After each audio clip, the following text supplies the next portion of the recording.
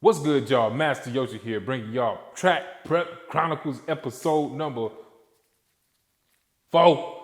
And today, we changing out that rear tire. Roll the intro.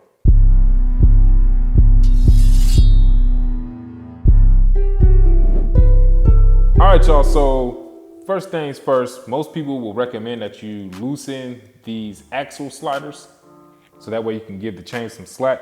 But I'm gonna try something else. Since I have this handy dandy pit bull stand tire holder here, I'm going to make sure the weight is supported on this, and I'm not gonna loosen the axle sliders. And we're gonna see if I could just loosen the bolt and go from there.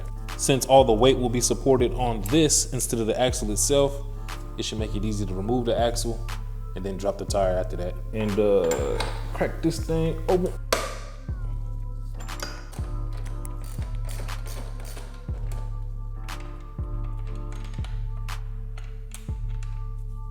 I have axle sliders now. This should be able to just push on through. Woo da woo, woo da woo. All right, so the axle's coming through here. So yeah, I was right. No need to mess with these right now. Get the chain off there.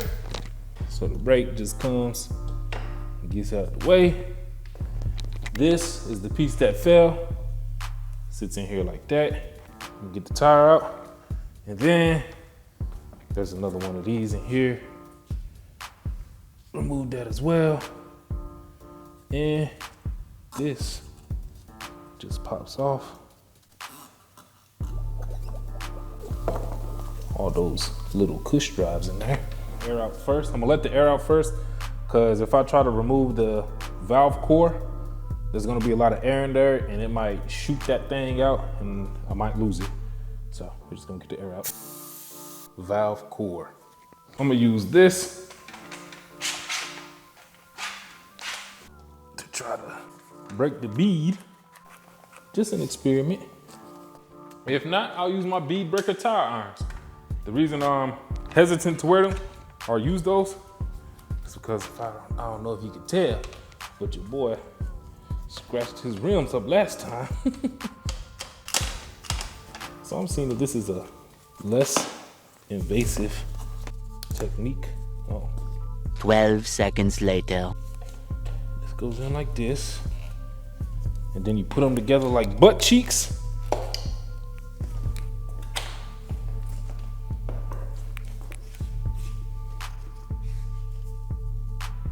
And look at my hand. If I slip, I'm gonna stiff arm the ground. If I was like this, I'm gonna knuckle slap the ground. Just food for thought. And let me get this leg out the way, in case shit get to flinging. I don't know why it's not.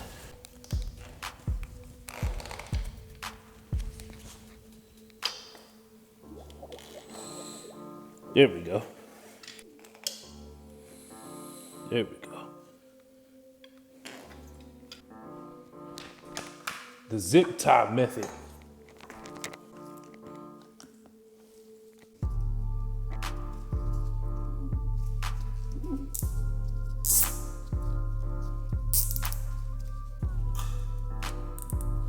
All right, now we're just gonna work around the tire and continue to put zip ties on. Use your strength.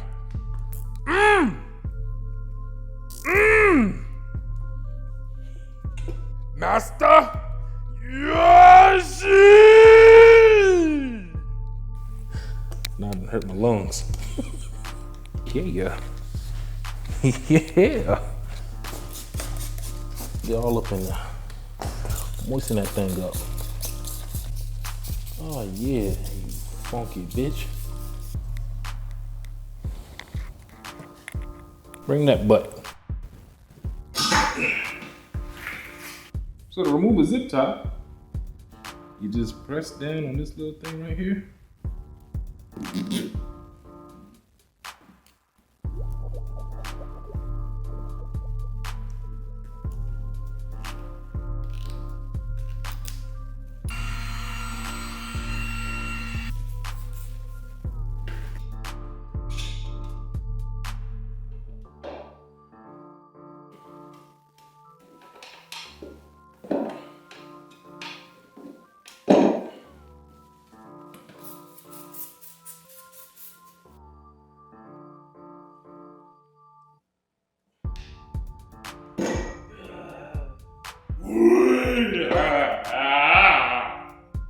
All right, y'all, I started having some audio issues, so it's just a voiceover from here on out.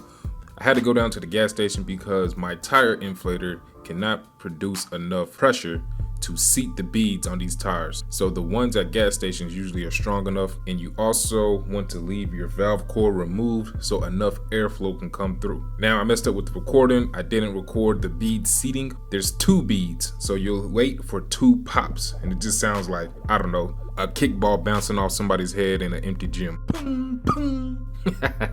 So I use a static wheel balancer to balance this tire, and basically how it works is you spin it and allow it to come to a stop, and usually the heaviest spot will be at the bottom of the tire, or 6 o'clock.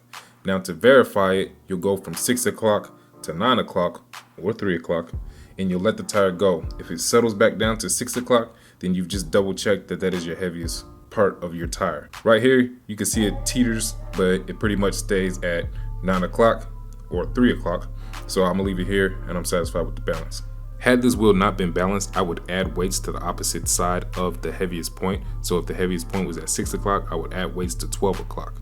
I rotate the tire again, look to see where it settles, and we're looking for a point to where we can let the tire go and it doesn't move. All right, so next I'm gonna insert the valve core, and then I'm going to inflate the tire. After that, I'm going to clean and lube the spacers and axle, reinstall my sprocket carrier and cush drives.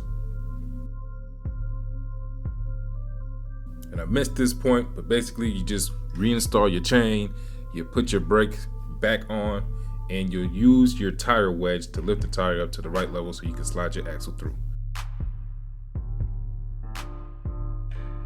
Now I left my axle adjusters at the same place. If you remember, I didn't loosen them.